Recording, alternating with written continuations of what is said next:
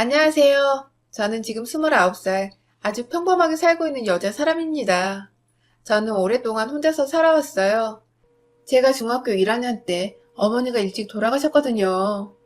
그리고 아버지는 바람을 피던 여자와 엄마가 돌아가시자마자 혼인신고를 하고 집을 나가서 저와는 완전 연이 끊어져 버렸어요.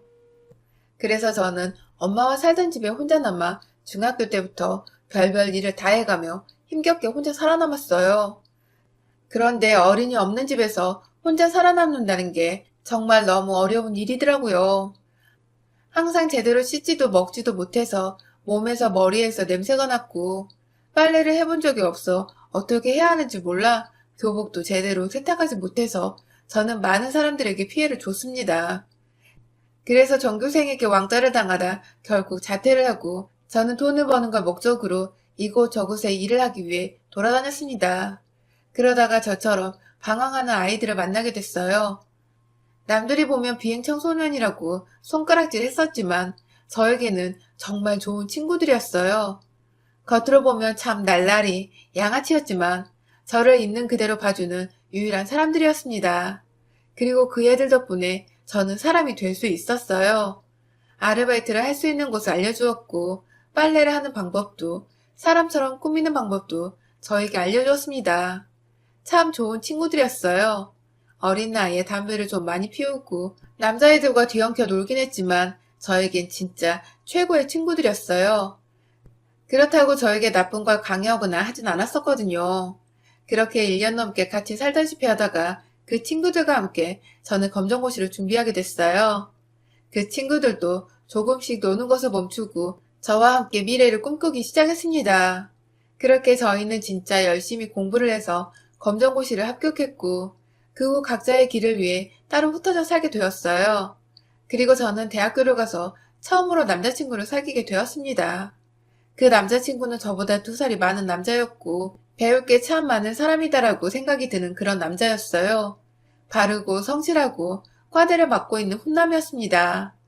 남자친구와 저는 대학교를 졸업할 때까지 싸움 한 번 없이 무사히 연애를 마치고 저희는 사회에 나가 같이 동거를 하게 됐어요. 동거를 할 생각은 아니었는데 아무래도 서울 월세가 비싸다 보니 둘이 따로 살 바엔 합치는 게 낫겠다 싶어 같이 살게 됐어요. 처음엔 너무 좋았어요. 신혼부부 같고 참 좋더라고요. 그런데 문제는 남자친구의 어머니였어요. 저희가 같이 살고 있는 걸 알고 계셨는데 너무 불쑥 자주 찾아오시더라고요. 남자친구의 어머님은 제 가족사를 다 아시는 건 아니지만 제가 부모님이 안 계시다는 건 알고 계셨어요. 그래서 저를 너무 대놓고 무시하고 싫어하셨어요. 매번 남자친구가 없을 때마다 집에 찾아오셔서 저에게 쓴소리를 하고 가셨어요. 지훈이가 너 아니면 안 된다고 자꾸 그런 소리 하니까 지금 봐주고 있는 거야. 근데 결혼이랑 연애는 다른 거 너도 알지? 결혼은 꿈도 꾸지 말아라.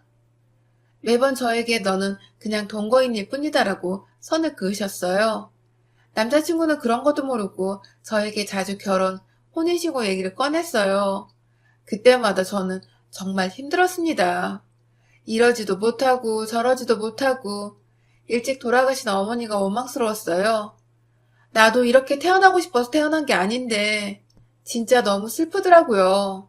그렇게 매번 남자친구의 말을 못 들은 척 피하기만 하다가 일이 터지고 말았어요. 갑자기 남자친구의 어머니가 집에 오셔서 다짜고짜 제 뺨을 때리시는 거예요. 너 내가 결혼은 안 된다고 말했지? 어딜 감히 니까짓 게 내 아들을 넘봐? 어머니 무슨 말씀이세요? 네가 뭐라고 했길래 지훈이가 너한테 프로포즈를 하겠다는 거야? 너 지훈이한테 결혼하고 싶다고 말했니? 네가 지훈이한테 닥달한 거지? 그치? 결혼하고 싶다고 매달린 거지? 저는 갑작스러운 어머니의 말에 너무 놀랐어요. 저도 몰랐던 일이었고 그런 낌새도 없어서 뭐라 말을 할 수가 없었어요. 그런데 어머님이 자꾸 제 자존심을 짓밟으시더라고요. 니까짓 게 뭐라고 우리 아들이 너한테 프로포즈를 해? 진짜 내가 기분이 더러워서 어디 부모도 없는 년을 아유. 어머님 그 말씀은 좀 심하신 것 같아요. 어머님 화나신 건 알겠지만 저도 진짜 모르는 일이었고 이렇게까지 제가 맞아야 하는 일인지도 잘 모르겠어요. 이게 진짜 정신을 못 차리고? 남자친구의 어머님은 제 머리채를 잡고 바닥으로 내던져버렸어요. 저는 완전 제대로 넘어져 버렸고 크게 다칠 뻔했어요. 그리고 제가 정신을 차리기도 전에 제 머리 위로 뭔가가 떨어지더라고요. 보니까 간장이었습니다. 싱크대에 있던 간장을 시어머님은 넘어져 쓰러진 제 머리 위로 쪼르륵 떨어뜨렸어요. 내가 점잖게 말하고 기회 줄 때 결혼 안 하겠다 말해. 그리고 네 수준에 맞는 남자 찾아서 결혼을 해라. 알았니? 남의 귀한 자식 앞길 막지 말고. 혹시나 해서 내가 말하는 건데 임신 같은 걸로 내 아들 발목 잡을 생각도 하지 마라. 어머님은 임신 얘기를 하면서 자기 가방에서 콘돔을 꺼내서 저에게 던지고 바로 집을 나가셨어요. 저는 진짜 자존심이 너무 상하고 속상했어요. 내 모습이 너무 비참해서 더 이상 안 될 것 같아 남자친구와 이별을 결심하게 되었습니다. 그리고 저는 집을 치우다 도저히 자존심이 상해서 안 되겠다 싶어 치우지도 않고 그냥 집을 뛰쳐나가 버렸어요. 그리고 무작정 어렸을 때 함께했던 친구 집으로 향했어요. 친구는 제 얘기를 다 들어주고 응원과 격려를 해줬습니다. 그동안 혼자 힘들었겠다면서 진심으로 위로를 해줬어요. 그러다 저는 잠들었고 눈을 떠보니 제 앞에 남자친구가 있는 거예요. 친구는 거실에 있고 저는 방에서 자고 있었는데 너무 놀라서 꿈인 줄 알았어요. 알고 봤더니 울다 지쳐 잠든 제가 걱정됐던 친구는 남자친구에게 온 전화를 대신 받아 그동안 있었던 일을 말해준 거였어요. 남자친구는 그동안 자기가 너무 몰라줘서 미안해하며 저에게 사과를 했고 제 손에 반지를 끼워주며 결혼을 약속했습니다. 저는 안 된다고 말을 했지만 남자친구는 자기를 믿어달라고 말을 하더라고요. 그리고 친구도 같이 옆에서 응원해줘서 저는 남자친구를 믿어보기로 했습니다. 그렇게 저희는 그날 집으로 돌아와 어머님이 저에게 했던 일들에 대해 저는 남자친구에게 사실대로 다 말해줬어요. 남자친구는 그 얘기를 듣고 적잖이 충격을 받은 것 같았어요. 미안해. 우리 엄마가 너한테 그렇게까지 할 줄은 몰랐어. 난 밑보이라고 너에 대해서 엄마한테 말한 게 아니었는데. 오빠 탓이 아닌데 뭐.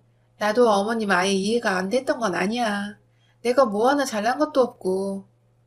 무슨 말이 그러냐? 그렇게 생각하지 마. 너 속상한 만큼 내가 더 잘할게. 남자친구는 그 다음날부터 정말 열심히 어머님을 설득하러 다녔어요. 그럴 때마다 저는 친구 집에 피신에 가 있었고요. 전처럼 혹여나 난리가 날까봐 남자친구는 친구 집에 가 있으라고 하더라고요. 그렇게 정신없이 지내다 보니 6달이 순식간에 지나갔어요. 남자친구와 저는 그 사이 결혼 준비를 하고 있었어요.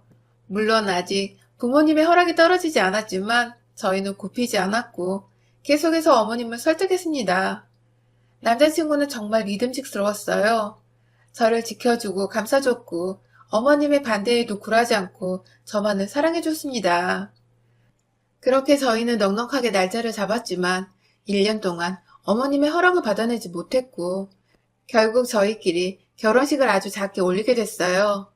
시댁에 청첩장을 보냈지만 끝내 오시지 않으셨습니다. 남편은 많이 속상해한 것 같았지만 그래도 저한테 내색을 하지 않았어요.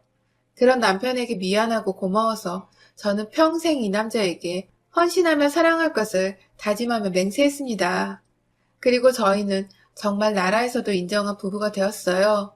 행복했어요. 뭐 원래 살던 곳 그대로 살기로 했지만 느낌이 완전 달라서 두근대고 신나고 설레이고. 하지만 그 행복은 진짜 한 달도 안 돼서 제대로 산산조각이 나버렸습니다. 이제 진짜 시어머님이 된 어머님이 매일같이 집에 찾아와 저를 괴롭히기 시작했어요. 정말 다양한 방법으로 저를 괴롭히시더라고요. 첫날에 무당 같은 아줌마를 데리고 와서는 출근하는 저를 붙잡고 이상한 빨간물 같은 거 뿌리고 부적을 붙이질 않나. 그 다음엔 집안까지 들어와 파치랑 쌀이랑 마구 던지기 시작했어요. 그래서 제가 그만 좀 던지라고 말을 했더니 어머님이 제 뺨을 때리시면서 소리를 지르시더라고요. 너 하나 때문에 내가 지훈이랑 사이가 틀어졌어? 난 절대로 이대로 가만히 못 있는다. 네가 이기나 내가 이기나 해보자. 어머니, 제가 잘할게요. 이제 저희 진짜 부부예요. 동거인도 아니고 저 지훈 씨 아내라고요. 이게 진짜 돌았나? 내가 넌 그냥 동거인 그 이상, 그 이하도 아니랬지? 누가 호적에 올려준다고 아내고 며느리래? 절대 안 돼, 이 더러운 년아. 저는 솔직히 결혼하면 시어머님이 포기하실 줄 알았거든요. 그런데 포기는커녕 더 심해지는 시어머니 때문에 하루가 다르게 점점 지쳐갔어요. 남편도 정말 힘들어 하더라고요. 아무리 자기가 말려봐도 자기 출근하는 시간에 몰래 와서 그 짓을 하고 가니까 자기가 365일 24시간 붙어 있을 수가 없어 정말 미안해하고 마음 아파했어요. 남편 일이 워낙 바쁘고 또 저보다 일찍 나가서 늦게 들어오니까 저도 남편도 어찌할 수가 없었어요. 그렇다고 저까지 집에 들어오지 않고 집안일을 안 할 수도 없으니까 진짜 막막하더라고요. 그래도 저는 당분간만이라도 시어머님을 피하기 위해 남편과 출퇴근을 같이 했어요. 출근을 일부러 일찍 해서 근처 카페에 있다 들어가거나 그냥 먼저 출근을 해서 일 처리를 하거나 했고 퇴근 후엔 그냥 친구네서 시간을 보내다가 남편과 만나 집으로 갔습니다. 제가 출퇴근 시간이 바뀌고 나니까 정말 고요해졌어요. 자기가 망가지는 걸 아들한테는 보여주기가 싫었는지 정말 조용하더라고요. 그래서 안심하고 있었는데 이번에는 회사까지 찾아와 저를 괴롭혔어요. 회사 앞에서 큰 박스에다 내 아들 뺏어간 년이라며 제 이름과 사진을 붙여놓고 핏줄을 끊어놓으려는 나쁜 년이라며 사람들에게 가짜 소문까지 내기 시작했어요. 저는 결국 그 괴롭힘에 스스로 사표까지 내게 됐고 남편은 너무 심하다고 시어머니와 대판 싸우고 집으로 돌아왔어요. 그리고 며칠 뒤 새벽 저희는 급한 전화를 받게 됐습니다. 시어머님이 가슴 통증을 느끼며 응급실에 실려갔다는 거예요. 저도 놀라서 같이 병원을 가려고 했지만 시아버님이 혼자 오라고 했다고 이번엔 자기만 가겠다고 말하더라고요. 서운하고 속상했지만 위급한 상황이었기에 저는 알겠다고 갔다가 어떤지 보고 연락만 해달라고 부탁했어요. 그렇게 남편은 병원으로 향했고 저는 밤을 샜습니다. 남편에겐 아침이 돼서 연락을 받았어요. 어머님이 손을 안 놔줘서 연락을 못했다고 하더라고요. 그리고 어머님이 남편과 다투고 그 충격으로 쓰러졌다고. 그래서 당분간 남편은 병원에서 출퇴근을 하겠다고 말했어요. 알겠다고 말한 뒤 저는 남편의 짐을 싸서 병원으로 가져다 줬어요. 미안해. 행복하게만 해줘도 모자란데 매일 이렇게 힘들게 해서. 오빠 잘못 아니잖아. 미안하다는 말 이제 그만해도 돼. 충분히 그 마음 알고 있어. 난 항상 고마워. 저희는 서로를 안아주며 위로를 했어요. 그리고 저는 뒤돌아서 가려고 하는데 아버님이 나오셨더라고요. 저희 둘을 붙잡고 이야기를 하셨어요. 너희들 그냥 헤어지면 안 되겠니? 저러다 니네 엄마 죽을까봐 겁난다 나는. 아버지까지 왜 그러세요? 네 엄마가 오죽했으면 저러겠니? 네가 대답해봐라. 너는 이런 꼴 다 보고 굳이 살아야겠니? 네가 아주 집안의 쑥대밭으로 만드는구나. 아버님은 저를 굉장히 미워하고 원망하고 계셨어요. 저는 그 자리에서 계속 죄송하다는 말밖에 할 수가 없었습니다. 남편은 황급히 절 집으로 돌려보냈어요. 그렇게 집으로 돌아왔고 남편은 그 후로 계속 병원에서 출퇴근을 하며 지냈습니다. 그런데 어느 날부턴가 제 주위에 어떤 남자가 어슬렁대기 시작했어요. 같은 아파트 단지에 이사 온 남자였습니다. 그 남자는 자꾸 제가 쓰레기 버리러 나갈 때나 장을 보러 갈 때마다 너무 자주 마주치더라고요. 그렇게 얼굴을 매번 보다 보니 자연스럽게 말을 트게 됐고 저희는 그냥 가벼운 농담을 할 정도로 친해졌습니다. 그런데 자꾸 저에게 스킨십을 하려고 하더라고요.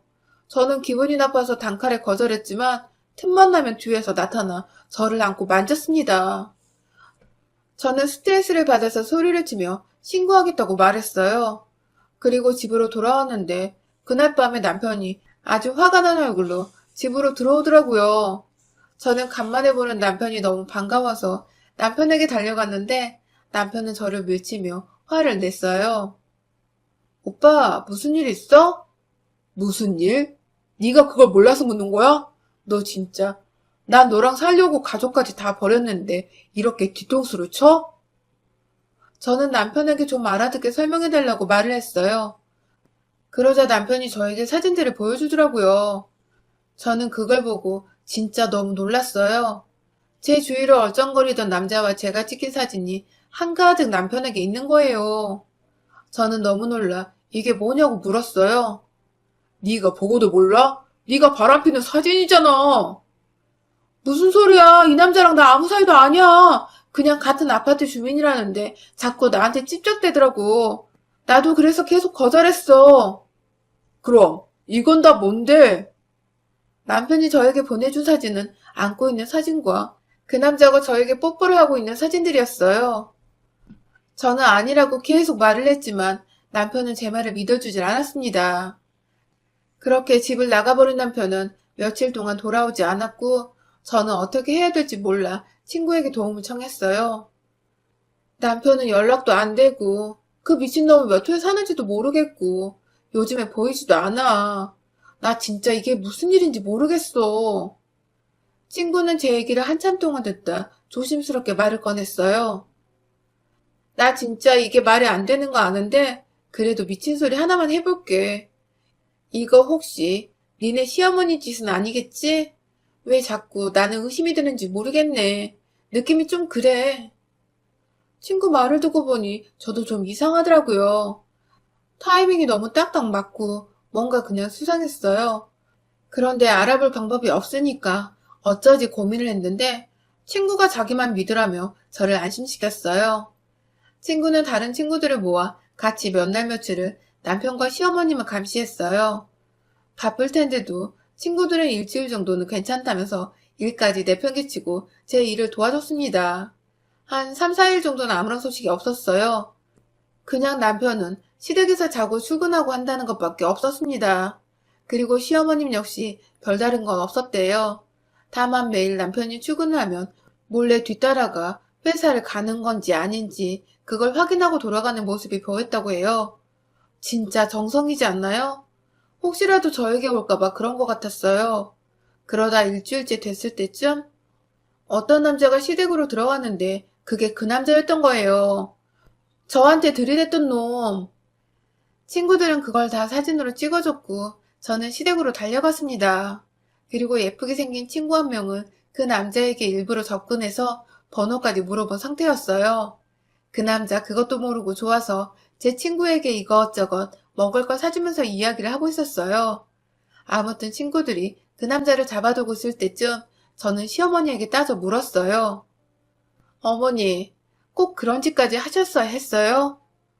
또 무슨 지랄이야. 너 얘기 들어보니까 바람 폈다며? 바람이요? 어머니가 다 꾸민 짓이면서 무슨 바람이요. 저 다 알고 온 거거든요. 심지어 증거도 있고 그 남자 정보도 다 알아요. 완전 당황한 시어머니는 끝까지 발뺌을 했어요. 그래서 저는 시어머니의 손을 잡고 일부러 끌고 나갔습니다. 그리고 집 근처에 제 친구와 그 남자가 있는 식당으로 갔어요. 설마 이래도 모른다고 하진 않으시겠죠? 둘이 아는 사이잖아요. 남자랑 시어머님은 아무 말도 못했어요. 그래서 제가 그 자리로 남편을 부르려고 핸드폰을 들었는데 시어머님이 제 전화기를 땅에다 던져버렸어요. 그냥 헤어져.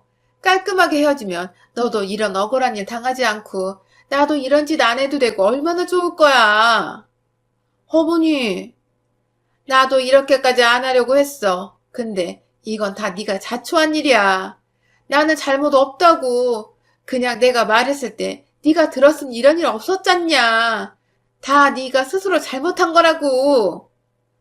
저는 진짜 눈물이 핑 돌고 정신까지 나가서 아무것도 못하고 있었는데 시어머니의 말을 듣다가 화가 잔뜩 난 친구가 시어머니한테 동치미가 담긴 그릇을 확 들이부어버렸어요.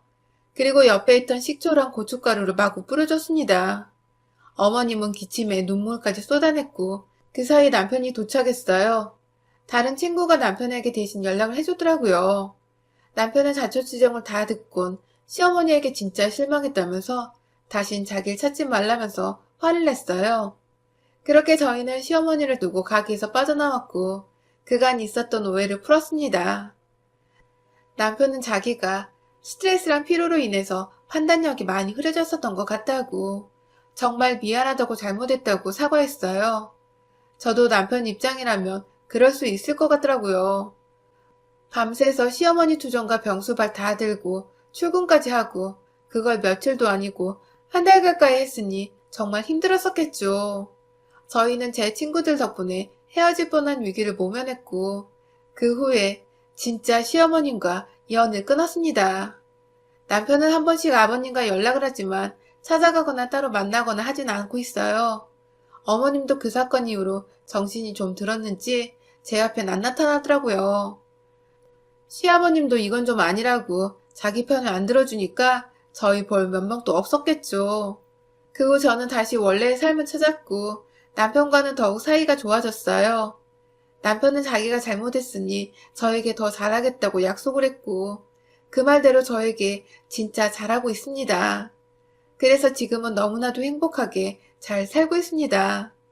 힘든 일들을 그렇게 많이 버텨왔으니까 그만큼, 아니 훨씬 더 앞으로는 행복할 거라 믿고 있어요. 그리고 저는 저를 2번이나 살려준 친구들에게 너무 감사해하며 살고 있어요. 앞으로도 이 우정 변치 않도록 제가 더 잘하려고요. 남편도 친구들도 저에겐 너무 축복인 것 같아요. 아니, 엄마가 주신 선물이지 않을까요? 여러분의 생각은 댓글로 남겨주세요. 오늘도 시청해주셔서 정말 감사합니다.